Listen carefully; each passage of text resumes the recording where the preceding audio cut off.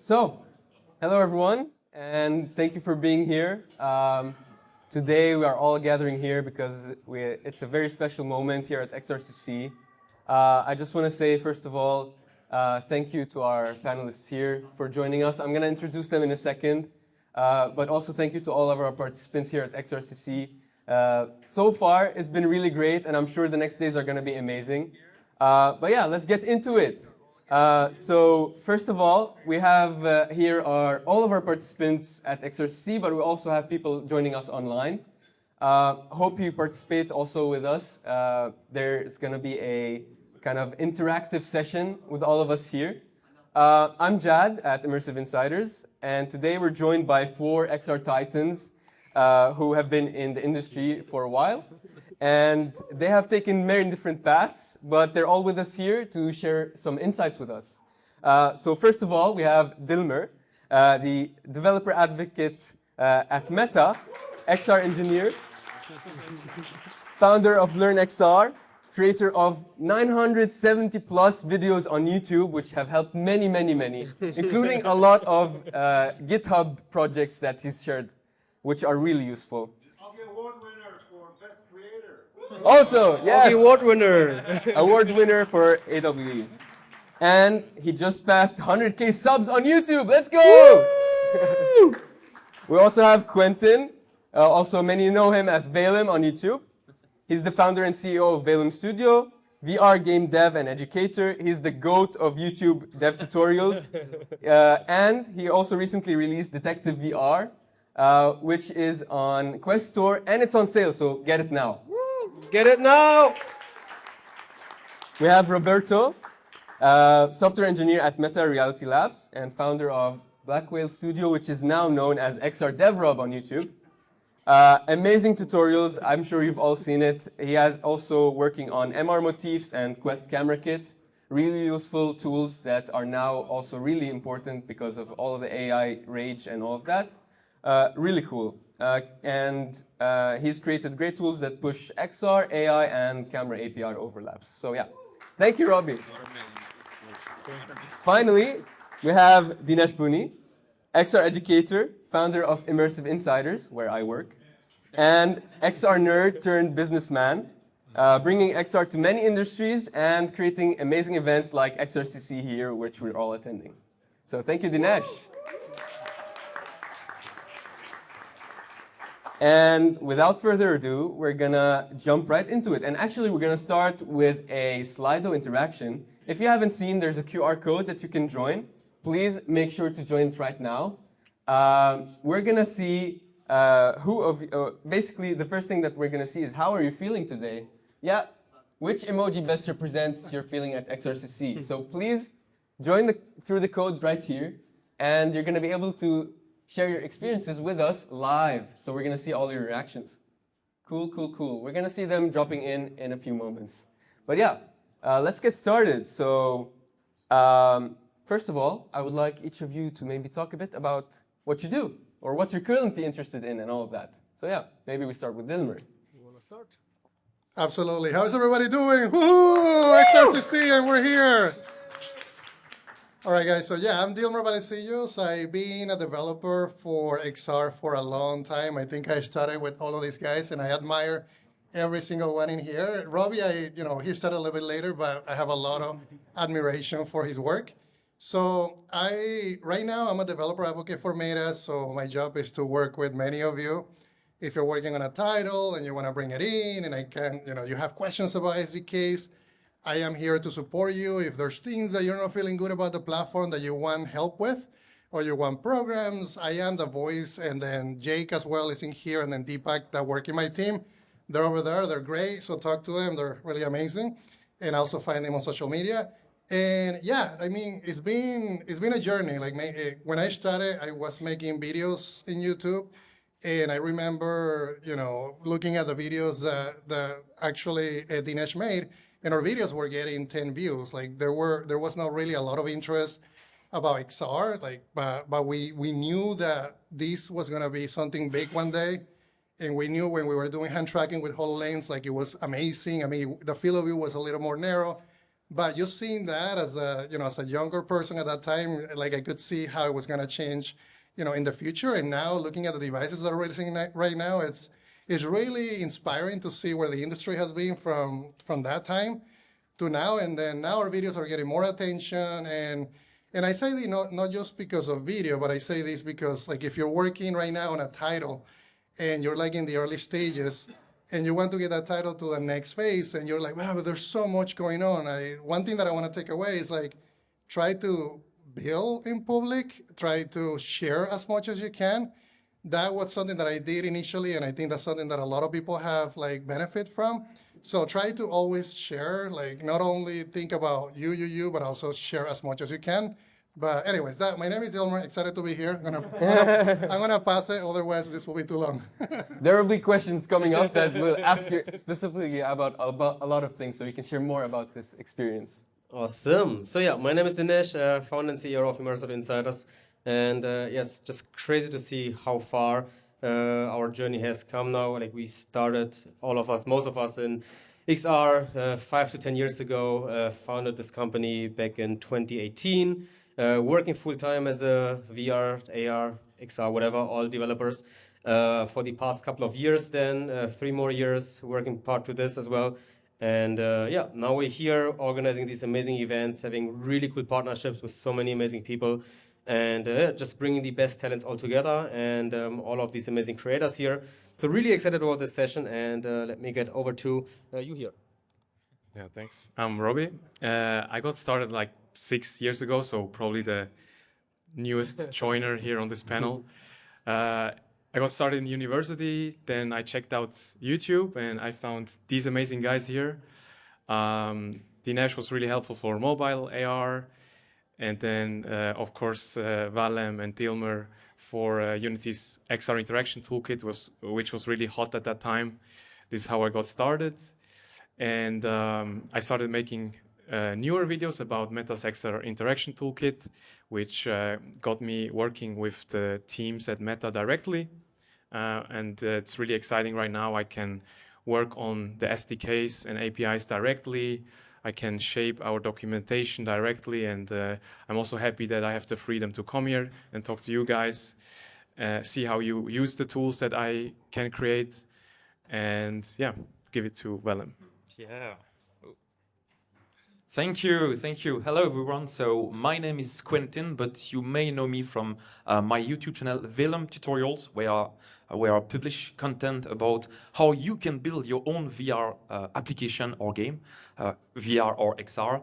I'm also the CEO of Willem Studio. We are a small VR development studio, and we released our first game 3 months ago. The game is Detective VR, so reach out to me if you want to try it.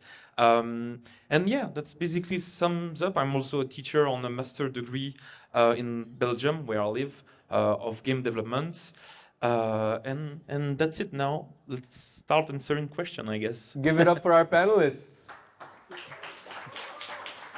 So, back to Slido for a bit. We see all the reactions here. Amazing stuff. We see also some nice words that people have put there, not only emojis, which is really cool.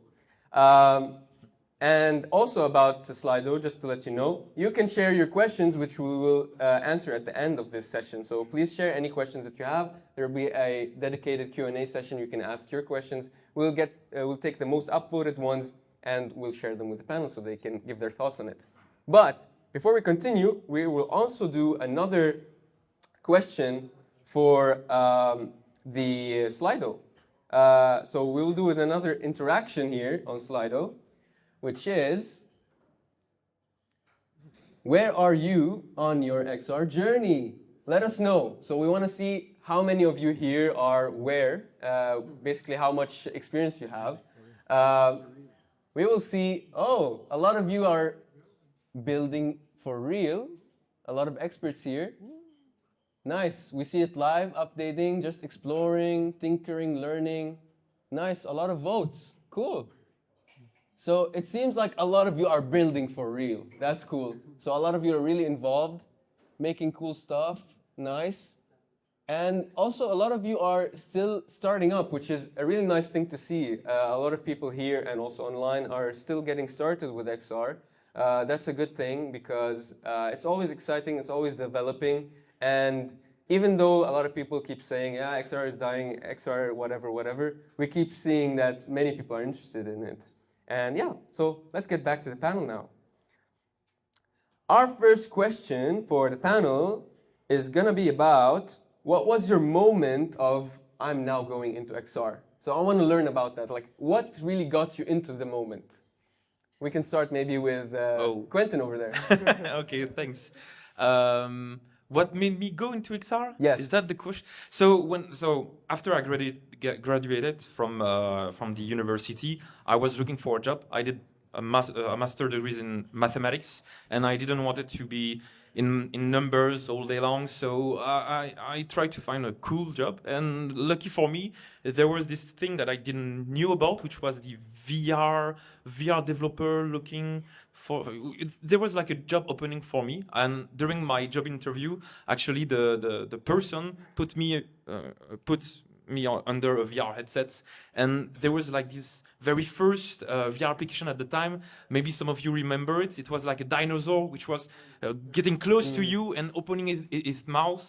And at the moment that the dinosaur opened its mouth, my future boss took like a little shit of water and did this in front of me. And from that moment, I've been hooked because I got the job, by the way. So that's also good news. But this was the coolest job interview also in the world, and from that point on, I got hooked to this technology. I tried to learn everything that I could, and try to share this knowledge ever since. Thank you. Yeah, for me, as I mentioned, it was in university maybe 6 years ago. This was a research project from a professor, and I took it as my bachelor thesis. And it was just fun, and it felt kind of magic what you can do, and also what you've seen from other brands. I mean, HTC was big at that time, Unreal, now Xreal, and all these companies. And it felt like I was early for something that has a lot of potential.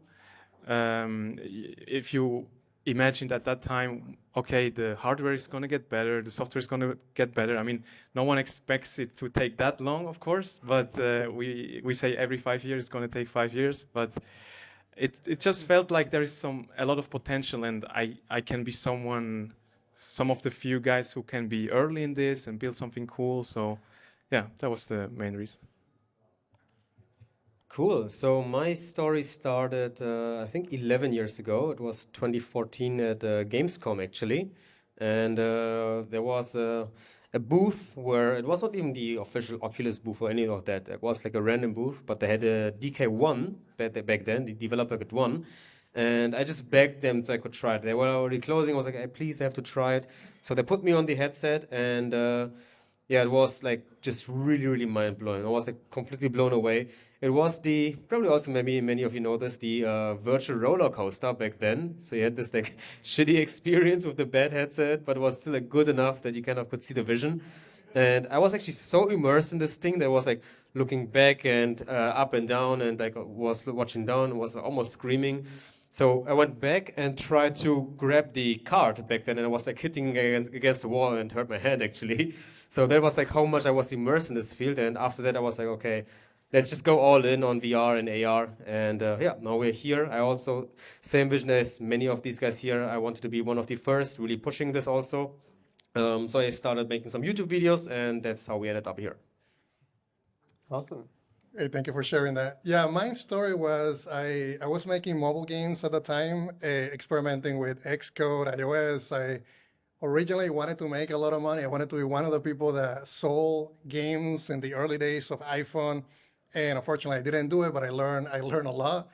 And in the time that I was developing games, they were pretty minimalistic, and it was like platformer games that I was making for 2D with Unity. And it was actually through a hackathon, a work hackathon, where I started playing with Unity. Somebody said, Dilmer, do you want to try Unity? And I'm like, what is that thing? I had some web development experience. So I started doing it every night, and I spent more time on it. Then I watched a movie called Indie Game that was on Netflix, and that movie really got me into, wow, you can make a game in like 2 years with one person and then sell it, and then that's the dream. It took me 3 years to make a game, and I actually didn't make much money. But but at the time, ARKit was releasing. So when ARKit Apple released ARKit, I'm like, I'm gonna try to grab one of my games. It was a puzzle game and add ARKit functionality. So when I was able to just grab my phone and see and basically place a platform, a location right in front of me and be able to walk around and see it in augmented reality, that to me was like, it clicked. It's like, this is the future. And then after that, I started talking about it in social media. Magic Leap liked what I was posting, so then they sent me a device, and when I tried the Magic Leap, I'm like, okay, this is what I'm gonna do for the rest of my life. Amazing. As you can see, guys, everyone here, like, it's all very relatable where they started. It doesn't, we always think of, hey, these people out there, they're there because they've been doing it for so long, and they started with this, and they've been doing it for a while. But no, like, actually, everyone here has started from different places, and a lot of these stories, I'm sure, are very relatable to the situations that you are in right now. So it doesn't take too long, and actually, just having the passion for it, as we see here, can take you very far. So thank you very much for sharing a bit about this. So I just wanted to ask a couple more things specific to each one of you. We'll start with Dinesh. Dinesh, there is, I've heard of like this one project that you started early on that's not really necessarily VR or XR, but it taught you a lot. Can we hear more about this? Which project do you mean? The one you showed me where you have a jumping. Oh, okay. Tell yeah, us more about this one.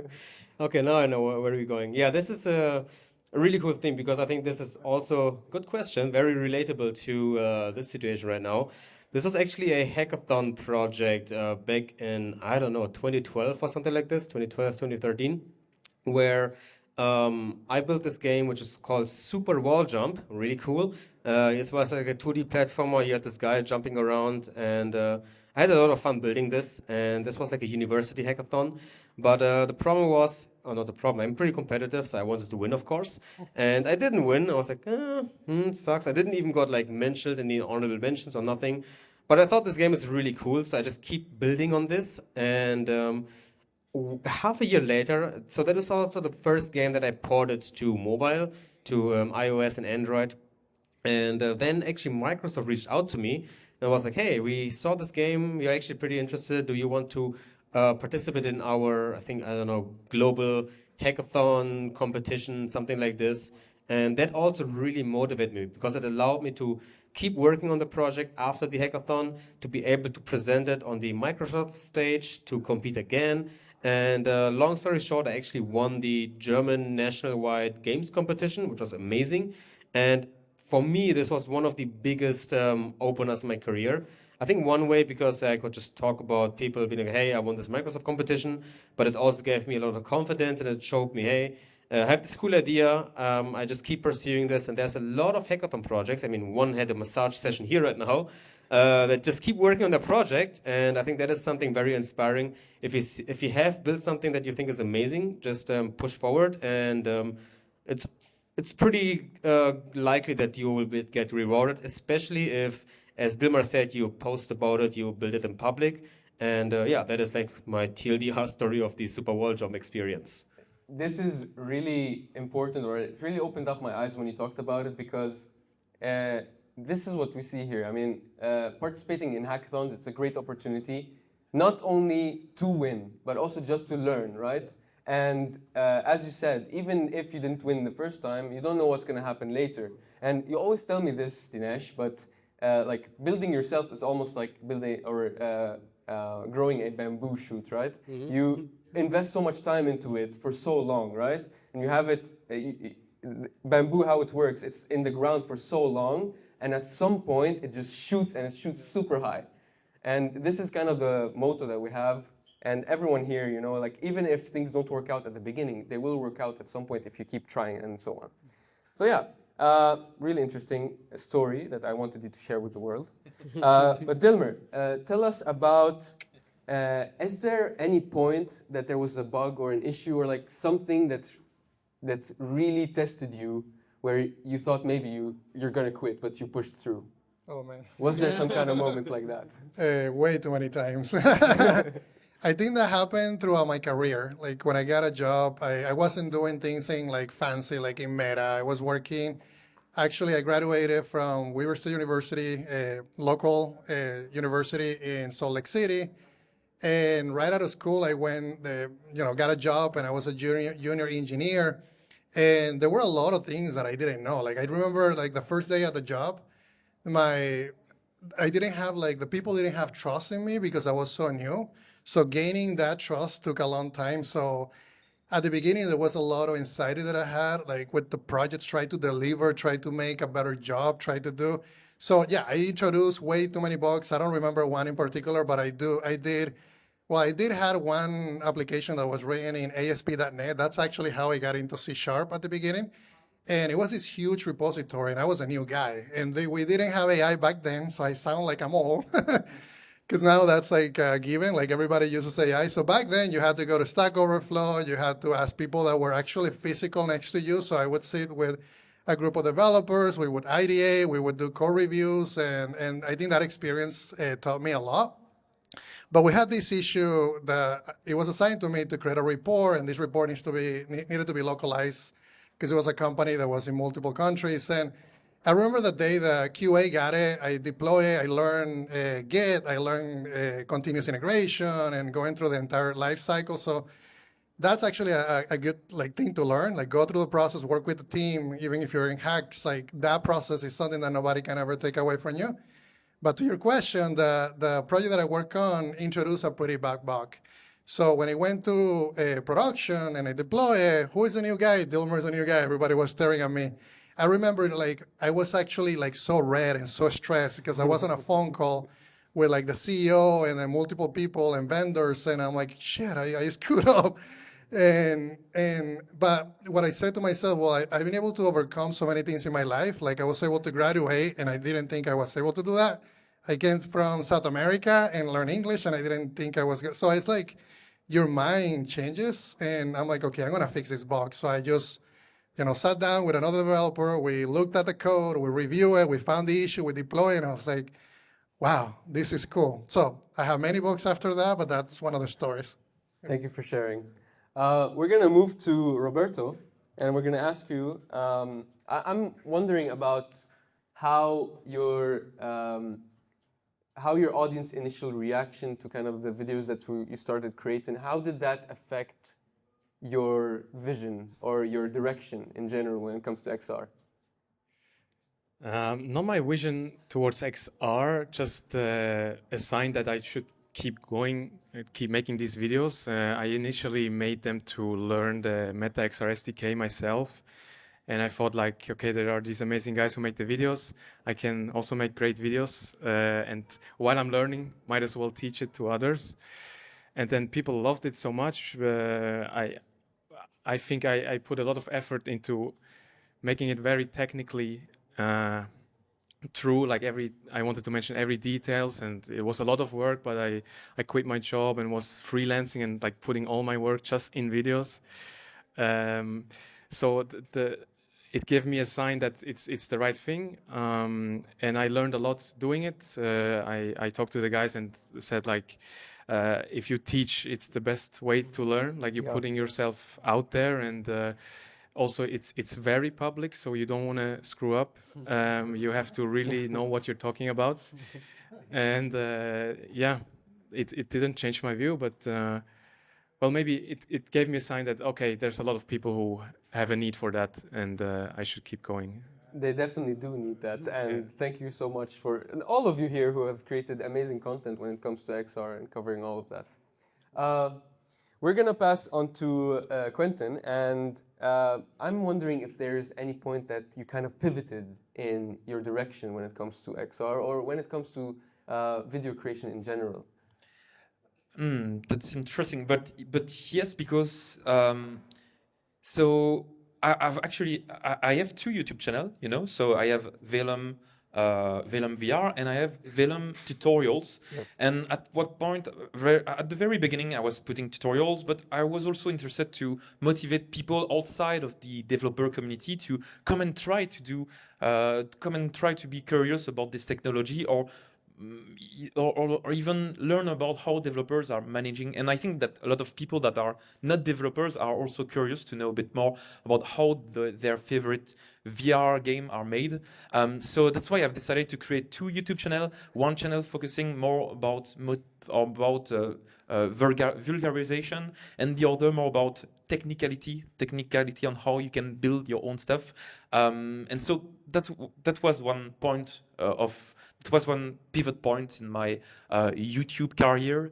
But also after that, another decision that I made, which was very important, was to create my own VR game development studio. So this was like a big milestone, but I quickly realized that I didn't like working alone. It's weird because we are talking to a lot of people, sharing video, to getting comment, but sometimes when you are on your own, and it was also during COVID, so I decided to actually talk to people. I actually try to I hire a video editor also, which helped me. And now from that point on, we were not one people but two, and it changed basically everything because it changed my motivation, changed my point of view. We could talk about ideas together, and now we are three on the studio, and we are aiming to grow and keep working on more projects, more video. But I feel like this is like the second big point of this XR career, is to not do the things alone, but do it with other people. And I guess that's why everybody is also here on an hackathon, because one good thing that we are doing here is working with other people. That's something that we normally don't usually do. But it's also so much fun to be there with other people, share ideas, and try also to learn from the other person in your team. So yeah. Absolutely. And something I noticed also is that a lot of you started YouTube. It's hard to manage YouTube. You all know this.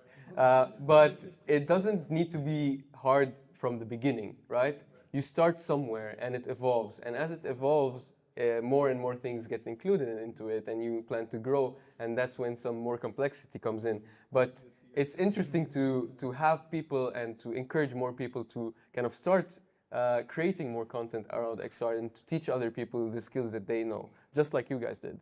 Mm-hmm. So we're going to move to our next section of this panel, and we're going to start with another Slido interaction. This time it's going to be about what type of VR video do you prefer watching? And we have here quick tip videos, topic deep dives, live demos, and tutorial series. These are some quite common types of VR content, or XR content in general. So let's see, what do you guys like? Topic deep dive is in the lead. Tutorial series is in the lead. Live demos seem to be failing quite miserably. Quick tip. All right. Oh, it's actually, okay, it's balancing out now. But topic deep dive seems to be in the lead, and then tutorial series. Quick tips, I was expecting quick tips to be a bit higher up in the list, just because of today's format with like short content and all of that. But it seems to be quite balanced, don't you think? What do you guys think about this? I think it's interesting. Yeah, like you mentioned, quick tip are not that high here on the chart, which I expected also, but I'm happy that tutorial series are there because I really like to make this kind of content, and it feels like just making one video is not sometimes enough to cover a full subject. So yeah, I'm really happy. Thanks for the people voting for tutorial series. But I can pass this mic also. Yeah. Yeah, tutorial series makes sense. I mean, the beginner series is always super interesting for people.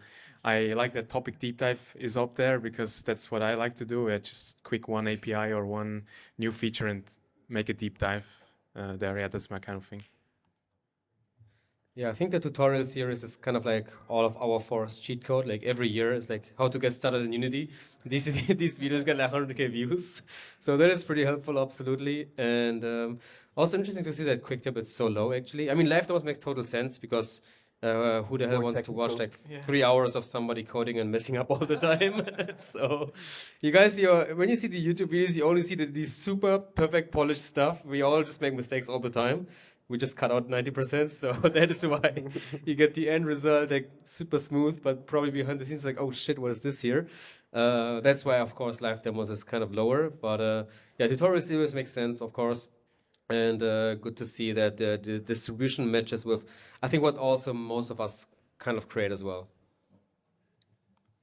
Yeah, this makes sense to me as well. I think on my videos specifically, I try to incorporate a little bit of everything, which is sometimes it's very overwhelming. Yep. But I do like to show live demos or like demos at the beginning, like get people inspired, and then do a topic deep dive. But yeah, I can see tutorial series being a lot easier to digest as a developer, where you don't have to like know all of these to be able to apply a specific feature that you might be looking for. So yeah, thank you for providing that insight. We'll put it in action.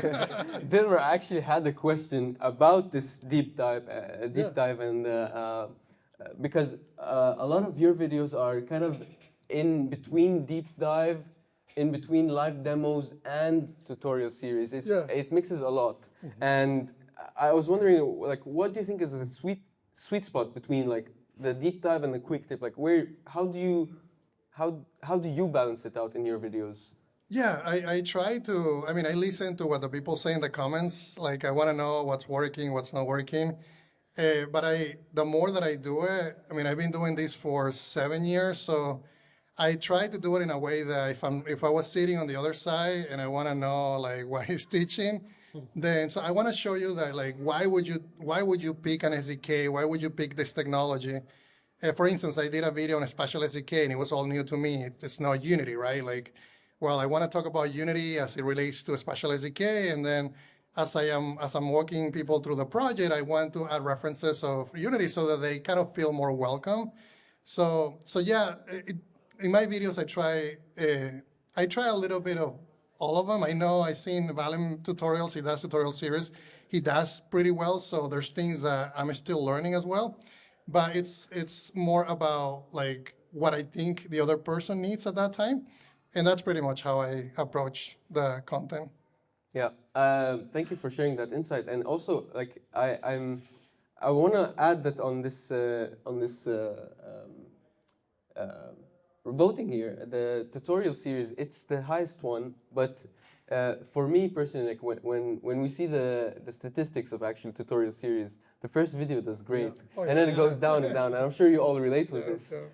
So I was a bit surprised that it was at the top because of that. Individual videos do a lot more when they work well. Yeah, it's interesting. I also wanted to ask Quentin about or Velem on YouTube about how you balance like because you have elements of storytelling in your videos. It's a bit more like, let's try to do this in this amount of time, and this kind of like more engaging, more how to say, collaborative kind of video ideas. So what's made you want to do it in this kind of way, and how do you think it's working? Yeah, I just learned about how you can use storytelling is like a trick that you can do to hook the people's brain into your content and to make them learn so much faster. And that's something that actually I learned from teachers that I loved during my years studying. I felt like the best teacher was the one creating like a story outside of. So, for example, if I told you how a triangle can be computed with its area and stuff like this, it's not interesting. But once you put a story there, like an example or something real, it just takes so much more sense. So I can give another example with, for example, the first episode of my tutorial series on how to make a VR game. It's about doing a VR setup. It's so boring because you are going to the edit settings, adding OpenXR, meta over there, then you are enabling this and that. But if I start the video by saying, okay, in 10 minutes, I'm going to show you how to make this very simple bowling VR game. And it changed the narratives completely. So you are shifting from settings tutorials to like a real project. And this kind of storytelling are so good, not just in tutorials, but when you speak, when you create content, when you are creating games also. I'm talking here also on presentation for the people who will pitch their application later on the hackathon. If you add some storytelling to your presentation, it's also very interesting. You can, yeah, that's a hack that you can use in a lot of things. Not everything, but in a lot of things. Very, very good point. And this is something that a lot of the participants here will also explore tomorrow, actually, in the packaging workshop. Oh, nice. Because we're going to teach them all about creating amazing trailers. And of course, a big part of creating amazing trailers is the storytelling. And the better the storytelling, the better the engagement of the people watching and the people who are trying to get into something that is maybe a bit foreign to them. Also, a big part of creating amazing like content is the passion that comes behind it. And moving to Robbie, the passion that comes into the videos, we can really tell from your kind of videos that you create videos about the topics that you are passionate about and that you want to explore and learn more about. Yeah. So tell us more about like what really, how does that shape the kind of videos that you do, and what's the thought process behind these kind of things? I mean, at the beginning, it's an assumption. For me, it's I don't want to spend too long on a video. I just want to get straight to the point. And I don't want to expect from anyone else that they spend a lot of time watching my stuff. I don't want to, sorry, content, but I don't want to hook them. Like they should just be here because they want to know something about this exact feature that they're looking for. So this is a little bit a different approach, yep. But it worked really well. Almost from the very beginning, the videos went really well, and that gave me the sign that there's more people like me who just want to know something and get back to building. And at the very beginning, I went back to my own videos so many times because we didn't have the project setup tool, and I had to memorize all of this. And I went back to my own videos, and I knew I just wanted to make them as detailed as possible, but also keep them within 10, 12 minutes. Right. And if it doesn't fit in there, I even sped up my video a little bit to make it even shorter, even more compact. I tried everything to make it as concise as possible. And that's also the most frequent comments that I got is like, this is great, this is straight to the point, thank you for not wasting time. And definitely. And yeah, that's... Actually, here in the panel, we have different kinds of videos in general, like very different varieties, and all of them are appreciated differently by the community. I'm wondering about, is there any specific like tools or technologies right now that you think people should more look into? For creating XR apps? Yes, exactly. What is something exciting that you're excited about right now? The pass-through camera API, please, please check it out. There's a lot, and the focus always shifts. Last year it was mixed reality, now it's AI, and of course, pass-through camera API is the closest to that, and you can do a ton of stuff with it, and I'm really curious to see what people are coming up with. It seems to be going well right now. People use it and it works. There's a ton of stuff. I talked in the beginning, there was Unity's XR interaction toolkit at the beginning. Now it's Meta's XR's SDK. I hope it stays that way. But yeah, just try to explore new things. And use the PCA to learn about AI and machine learning. It's, as you said, the topics are always evolving within XR, and it might seem a bit daunting for someone to keep up with it. It's always evolving at a very rapid pace. I mean, even here, the participant can tell that there are so many tools, there are so many ways you can go, and the tools are always evolving. Like every single month there's an update, or every single week there's an update, and you need to keep up with it. It's kind of hard, but it is still possible when you have passion. I want to ask Dinesh, like, with all of this kind of evolving formats of XR, how do you manage like the content creation around it? How does the evolving part play into it? Does it make it harder, easier? How do you think about it? Yeah, that's actually a good question, and I think it's something that fuels all of us, because we never run out of content, because every 2 weeks something is new, something needs to be done. So that's actually like initially I was like, oh man, I just finished this video and 2 weeks later they updated the entire thing like one time. It's crazy. I had my very first course. I built it for like 1 year or something like this. We had like freaking 100 videos. That was like Steam VR 1.0 or something like this. I finished the whole thing, spent like 2,000 hours in editing and everything, publish it. Of course, nobody buys it. So 2 weeks later, the whole thing is deprecated because Steam VR is like, hey, Steam VR 1 is completely outdated. Let's go to Steam VR 2. And I'm like, damn it, that sucks. But I mean, now it's kind of interesting also because it helps us to just have new, fresh content all the time. And that is one thing. Like it also speeds up our, at least I think for us, the learning process because there's like so many similar things from so many companies. Also, it's like almost always the same. Like if you have VR from Unity's Interaction SDK or Meta or this one, it's very similar. So it helps us to just like be much faster in developing these tools and integrating the new stuff. So it can be frustrating and overwhelming, but I think if we take the other angle also. At least from a content side, it's really good, but also from a consumer side, because many of them are giving you the opportunity, which side do you want to take? And then you always have a content creator who is teaching one of those, and then you can just like pick and choose which one you like, really. Yeah, I have an answer to that as well. Just going back to pass-through camera API, maybe don't learn too much about the specific feature or SDK. Go with the basics. I mean, with PCA now, it's computer vision, machine learning. And whenever you have access to certain sensors, you can do so many things. You can do your completely own features. I mean, we released the depth API, and there were people doing the instant placement themselves, even half a year before we published even that feature ourselves. And then now with the pass-through camera API, they can do light estimation, they can do object tracking, they can do QR code tracking, and they don't have to wait for a company to come up with their own SDK or APIs to do that and then deprecate that again. They can just do their own. So learn about those things, and yeah. It's amazing what the community can do. Like not only learning, not only using the tools that are given to them, but also creating their own tools and hacking through it. And I mean, this kind of creativity, we also see it here at events like XRCC with hackathons where people are tested with their time and their creative power.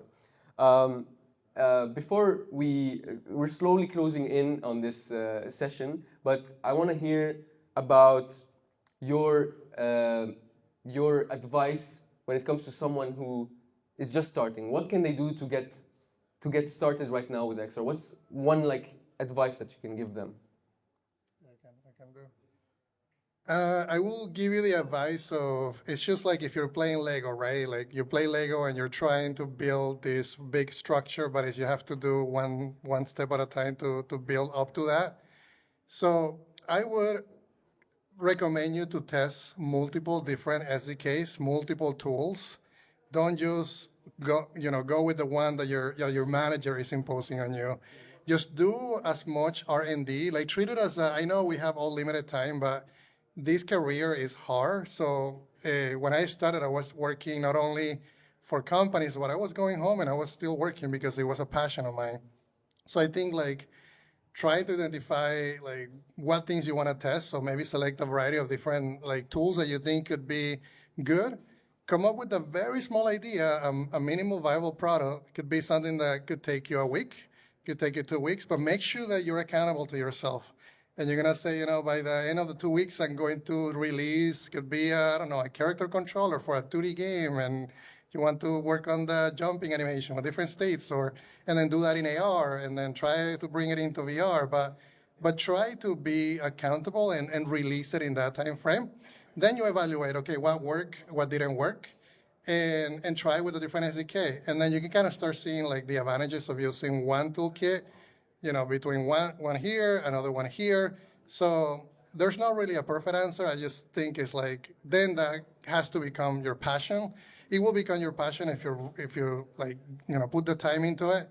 Then you'll go at night, work on it hard, and then you'll start thinking about all these ideas. And then, maybe if I, integrate these other piece of the SDK, then things will be easier. Or maybe I watch Valim, he taught me this specific trick and this specific code, and I integrate it into my game. So it's like that discovery phase, but just make sure that it doesn't go beyond the time that you allocated, because it's really easy for a project to, and I've done this, have like hundreds of GitHub repos or unfinished projects that you never actually use, or you never actually, they still teach you, but make sure that you finish something in the amount of time. So that's my feedback. Thank you. All right, yeah. Quick angle that I would like to take also is because something that is not being talked about so often is next to focusing on the hard skills, also like have a big focus on the soft skills, because this is like really underestimated and really like under talked or something like this. It is like going to events like hackathons, of course, but also going to other conferences, meeting other people. It makes so much. Like your network is so important. So these things are having a very big impact on my career. I got all of my jobs just by talking to people, to be honest. And at the same time, showcasing my projects. So I had back then when I had Super Wall Jump, I just had it on my phone. I went to some events. I showed it to some people, to some random people on the line. And they were like, hey, do you look for a job? I'm like, yeah, sure, why not? And I seriously just got like a job 2 days later. So that is like one thing that helps a lot if you combine going to events, going out, talking to people, building your portfolio, building these projects, like Dimmer said also. And the last kind of like big impact, and I think I can speak for all of us because this is just massive. It's really the whole content game, like the personal brand stuff. It's crazy. It's a freaking cheat code. I don't know how many doors is open for all of for the four of us, but like if you figure out a way that you are posting something online, the cool thing is it doesn't have to be YouTube. Like if you like audio, you can go to podcasts, you can do blogs, you can do any form, you can do short form, long form, whatever you want to do. This is like really something that makes you like significantly stand out. And with the tools available now, I think that is definitely something where you can really stand out and have a big push. And then of course, don't forget about the learning the tools, hard skills, all of that stuff. But that's, I think, one take that I would like to push as well. Yeah, exactly the same. I don't have to waste too much time. What Dilmer said, you kind of... No, I mean, it's exactly that. What Dilmer said, you have to have a passion for it to push through after your 9-to-5 work. And even if you run into bugs, but also exactly what Dinesh said,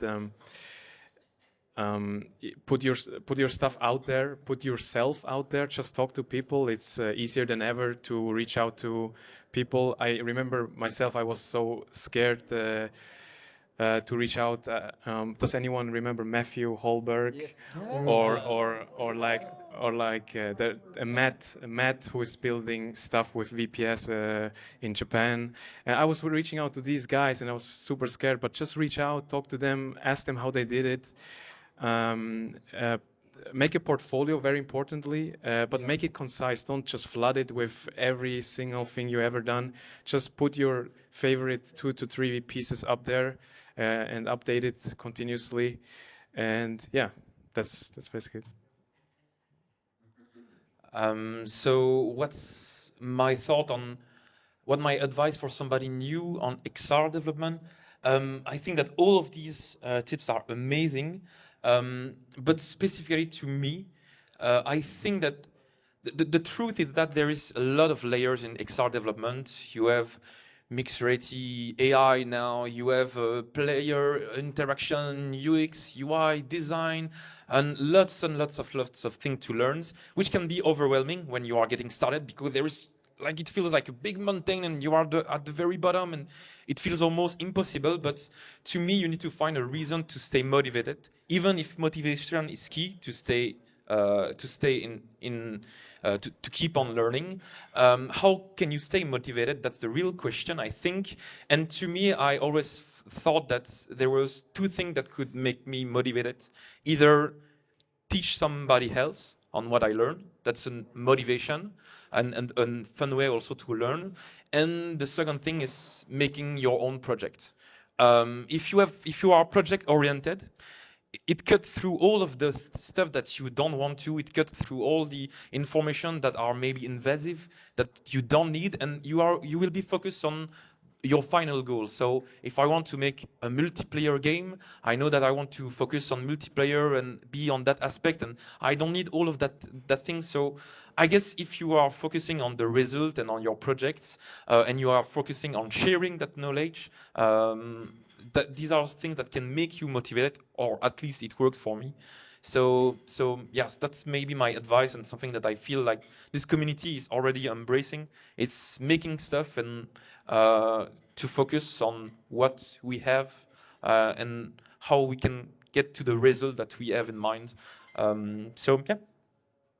Thank you. And of course, all of the amazing advice from all of you, from creating and teaching to putting constrictions on yourself, time limits and all of that, create something in a short time, to creating portfolio pieces, connecting with people and showcasing your projects at events and participating in hackathons. These are all things that are really important for everyone to do, especially if you're getting started. It could get you far really fast. So thank you again for this amazing advice. We're gonna end by showing the Q&A. Let's see what kind of questions the community has for you guys, and maybe you can share a few thoughts about that. Let's see. All right, so it's ordered in the most upvoted ones. So we'll start with the top one. Let's see, I'm gonna move a bit forward so that I can read this. We've seen a slowdown in XR jobs and projects in the last years. What do you think is missing right now? What needs to happen to bring XR into mainstream, like we've been saying? I can take. Oh, yeah. It's hard to not say too much without saying too much. But I can tell you that, working at Meta and knowing how many features are getting released and how much stuff where developers are building, it brings a sense of optimism, because we can see, and I'm gonna go back to the spatial SDK idea of you have multiple windows and multitasking, and we all know that that's something that developers we want to do. We want to work, at least I want to work someday with light glasses, and then being able to not have to carry a big pack with me. So just knowing those signs, those seeds, the different companies are planting, even at the SDK level, that kind of gives you a guidance. Those things are there for a reason. So I think XR jobs, there's a lot of things that are happening, and even now, we just heard from a friend who was working on a company and they kind of caught, but to put that into a good thing though, making a lot of the people here gave really feedback on making connections. Dinesh did that. The being in XR, it's amazing because we're such a small community. So if somebody loses a job today, you have an entire community that can actually help you get a job tomorrow. So that's the thing that I quit my full-time job, and I was I have 2 kids, so I was super, super stressed, and I'm oh shit, what am I gonna do? But I didn't want to tell anybody about it because I got this YouTube channel. I should be making a lot of money. Then I'm you know what? I'm just gonna post it on LinkedIn. Dude, I posted on LinkedIn, and a couple of days later, I got emails from different companies that I wouldn't have never thought in the world. And that's the power of content. If you're afraid of posting something on social media, don't be afraid. Just post it. If you're looking for a job, don't be afraid. Just post it and say, and tag the person from that company that could get you the job. There are people like you. They've been there. We've been there. So yeah, there are things happening right now that are not good, but making connections is, to me, that's the biggest takeaway of my career. The XR community it's amazing. Definitely. Thank you for sharing this insight, and I'm sure a lot of the people, this is something that we've been saying for a while and that everyone knows here. But yeah, connect with people and just make the most out of it, and you will be able to get that step forward when it comes to XR and participating in these kind of events, working on the new technology, and making it more accessible for everyone through videos, through the education tools that we give and that everyone builds. This is how we bring VR to mainstream, or XR in general. We'll take the next question, actually. And that question is, what are the best ways to break into XR market effectively and showcase your experiences in a portfolio? So let's talk, maybe Dinesh can tell us a bit about how to showcase or how, basically what you can do to put yourself out there, build your brand and all of that. Yeah, absolutely. I mean, the good thing is we talked about this a lot already together, basically, which is like the strongest thing, the highest leverage is content in any media form you like to. Of course, anything visually is going to be helpful, but I think that is really the strongest way. And next to that, of course, the consistency is really important, and going to events. So basically, like a summary of all of these things you have talked about already. Or anybody wants to add something? No, I think we answered. Yeah. Awesome. And we'll take the last question, and that will be, what technologies or features do you think will bring XR to the next level or will make the next significant advancement? This is a big question and can be very different things. What do you think personally? Yeah, I mean, it's going to be the pass-through camera again. No, I mean, like, you've seen the convergence of XR and AI, and we've also seen over the last year that both is really, really here to stay, similar to what Dilmer said. I mean, I also feel way more confident now after I've been at Meta, seen what we're building, also seen what the competition is building, and now how AI is rising up. And for me, the fact that XR is just probably the best interface for interacting with AI. You're hands-free, you can use your voice, your eyes. And so, yeah, it's the camera, like you get full context of what's around you. And I always say people, look at the Quest. The Quest 3 is an amazing device. Look at it as your dev kit. Also talk to Yolanda about this. As a dev kit for later glasses. We know it's coming. It's coming soon. You can very well simulate what's about to happen with the Quest 3 and camera today. Yeah. Do you want to add? Thank you. And with that, I want to encourage everyone here and also online to connect with our beautiful panel. Oh, Dinesh wants to ask something. Yeah, one small thing on the third question, any job openings, offerings, feel free to follow our channels. There might be something coming sometime soon, maybe. No promises, but keep an eye out, absolutely. And as I was saying, everyone here, both on site and online, a big thing about the community, the XR community, is connection. So make sure you, the rest of the questions, any questions that you might have, just reach out. I mean, here's an amazing panel that you can reach to any time of the year, anywhere, both on their social media and here in person. So don't be afraid, come up to them, ask them your questions, ask them about their experience, anything that you're wondering about, and I will 100% tell you that they will very happily share their knowledge with you. Thanks again to Quentin Valobois, which is also known as Velem on YouTube, again, to Robbie, to Dinesh, and to Dilmer, all for joining us here tonight or this evening on this panel. Big round of applause for our panel, please. Amazing. Thank you. And with that, our XR Avengers panel is over. Thank you so much, everyone, for attending, and we'll see you later. Cheers! Thank you, Jad, man. Thanks to Jad and the entire team of Immersive Insiders for setting this up. This live stream setup was amazing. First time us doing something crazy like this. So really, the team is amazing. Jad, thank you so much. All of you guys. Whoa. And yeah, see you all soon. See you! Subscribe.